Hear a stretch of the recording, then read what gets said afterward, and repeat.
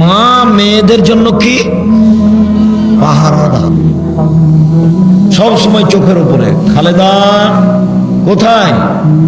এই কালকে যে 1টার সময় স্কুল থেকে এসেছিলে, আজকে 1:20 হলো কেন? 20 মিনিট খুঁজে বের করতে হবে মাকে। মা পাহারাদার। গত রাত্রে ছেলে এশার সালাত আদায় করে এসেছিল 9টার সময়, আজকে 9:20। তো আপনার মা, আপনার কথাই বলছি, এই ছেলে তোমার কথাই বলছি, তোমার মা এশার সালাত আদায় করে সুন্নাত পড়তে যাবে, আল্লাহু আকবার বলতে যাচ্ছে, তখন তুমি দরজায় বলছো আসসালামু আলাইকুম। তোমার মা আর সুন্নাত পড়তে পাবে না। সুন্নাত বাদ দিয়ে তোমাকে বলবে আব্বু। জি আম্মু বলেন।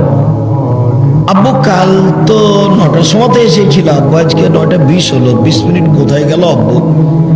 তোমার মায়ের সুন্নাত পড়া সুন্নাত, আর এই 20 মিনিট খুঁজে বের করা ফরজ।